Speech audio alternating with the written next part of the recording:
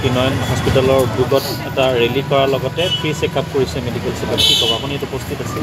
আজি মই ইয়াত উপস্থিত আছিলোঁ। মই প্ৰথম কথা ত্ৰিনয়ন হস্পিটেলৰ প্ৰতিগৰাকী সদস্য সন্মানীয় ডক্টৰ মোৰ কাষতে আছে, তেওঁলোকক মই বিশেষভাৱে ধন্যবাদ জনাব বিচাৰিছোঁ।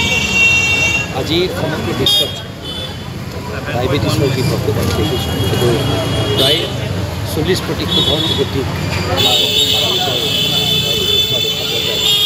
আৰু তাৰ বাবে অকল চিকিৎসাই নহয়, সজাগতাৰো প্ৰয়োজন। আৰু আৰ্থিকভাৱে দুৰ্বল ব্যক্তিসকলৰ বাবে তেওঁলোকে সুন্দৰ এটা চিকিৎসা শিবিৰ পাতিছে, ধন্যবাদ জনাইছোঁ।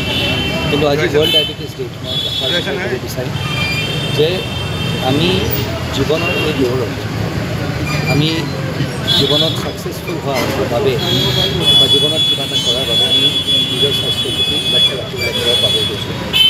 সময়মতে খোৱা, সময়মতে বিশ্ৰাম কৰা আৰু সময়মতে অলপমান হ'লেও পৰিশ্ৰম কৰা। বিশেষকৈ পৰিশ্ৰম কৰাৰ কথাটো আমি একেবাৰে পাহৰি গৈছোঁ, এক্সাৰচাইজ একেবাৰে পাহৰি গৈছোঁ, যাৰ ফলত অতি কম বয়সতে আজিকালি ডায়েবেটিছ দেখা পোৱা গৈছে। আজি এই দিশত সকলোকে মই আহ্বান জনাব বিচাৰিছোঁ যে আহক আমি সকলোৱে মিলি এখন সুস্থ সবল সমাজ গঢ়িবলৈ আমি সকলোৱে সময়মতে খাওঁ, সময়মতে আমি বিশ্ৰাম কৰোঁ আৰু সময়মতে আমি এক্সাৰচাইজ কৰোঁ। ধন্যবাদ।